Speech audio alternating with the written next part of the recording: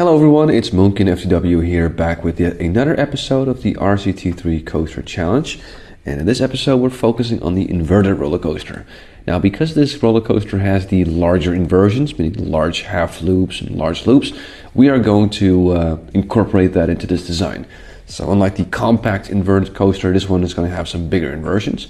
So I thought about this lift hill, 90-degree turn into this big loop, then a cover roll, a bit of an airtime hill, and then into an overbank turn.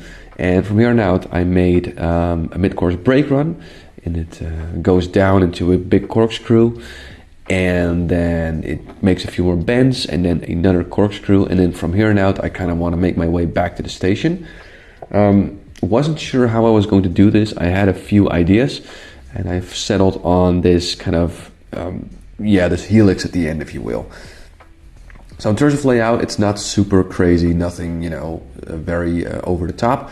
But unfortunately the inverted roller coaster doesn't have that much options in terms of inversions.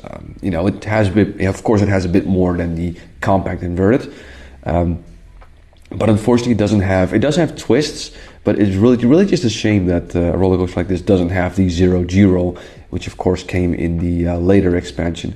Oh, and there's a few minor tweaks I'm doing here, which is I'm going to use the low friction mode to make sure that the pacing is okay, and I'm gonna tweak the lift hill and also the mid-course brake run.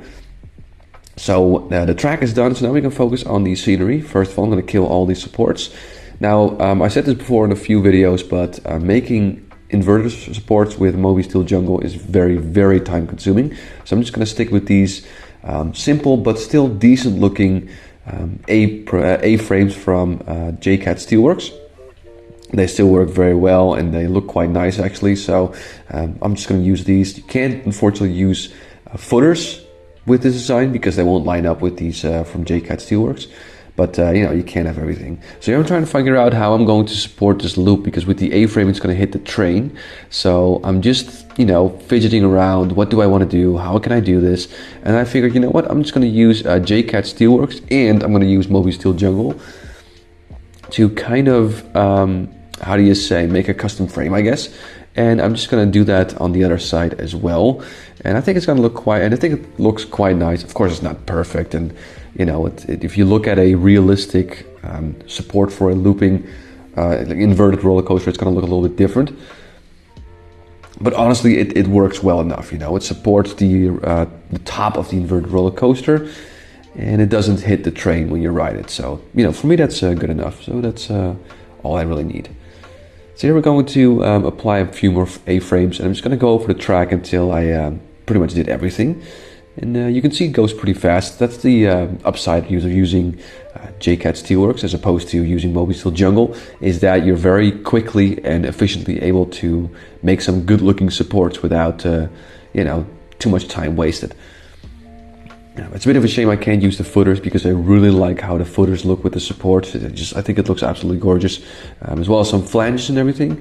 But like I said, with the inverted coaster, the supports with Moby Steel Jungle just take ages, and this is a lot quicker.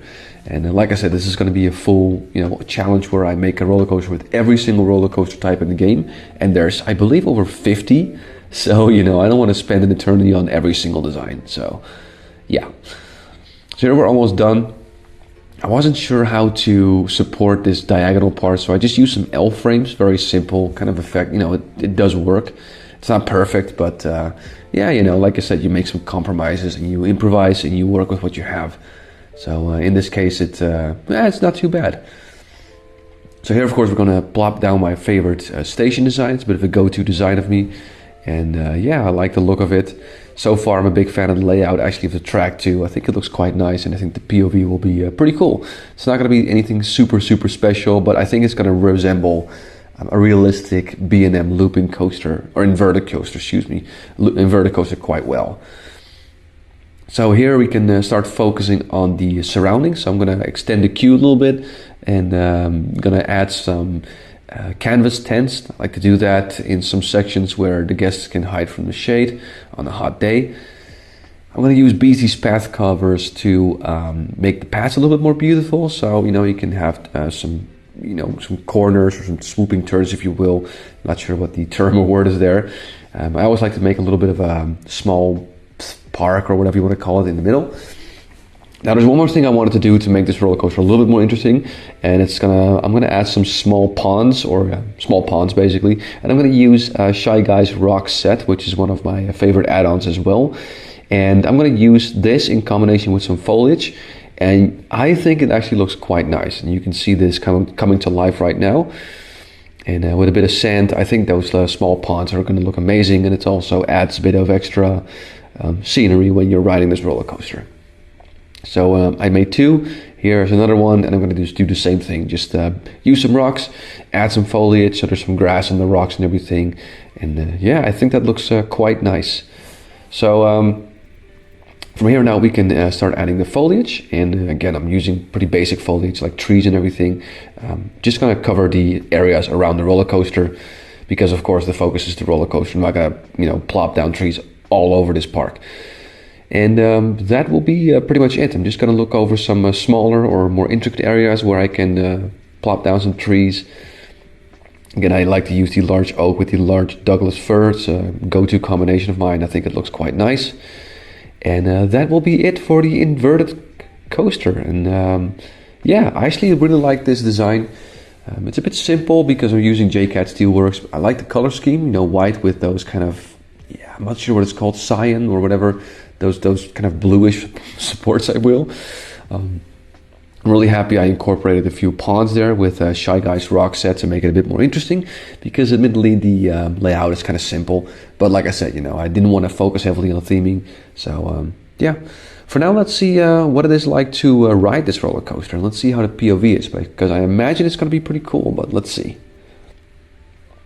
Okay, here we go. All right, on to the lift hill. Okay, so the catwalk lines up very nicely. That's pretty good. Going all the way to the top. And here we go, about to go down the inverted coaster. Bit of a bend here. Maybe that shouldn't be, banked, but let's see. Yeah, it's fine. Okay, here we go, big drop. Into this big looping here, into our Cobra roll. Yeah, that's pretty good pacing. I like it. And then we have a bit of an airtime hill. It's a shame I would have absolutely put a 0G roll there if I was able to, but oh well. Into a nice large overbank turn, and then into our mid-course brake run.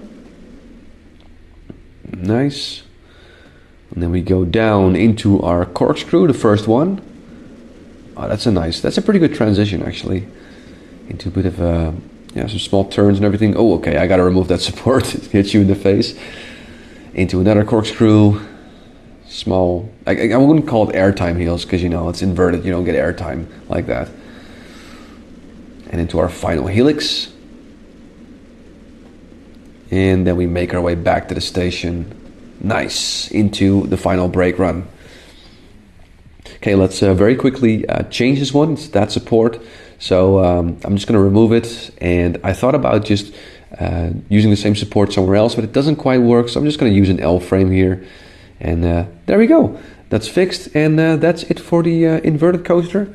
Hope you guys like this one. And I'm actually quite happy with the design. It's a bit of a basic theming, but it works quite well. I really like the track layout. And yeah, I think it's an awesome little coaster.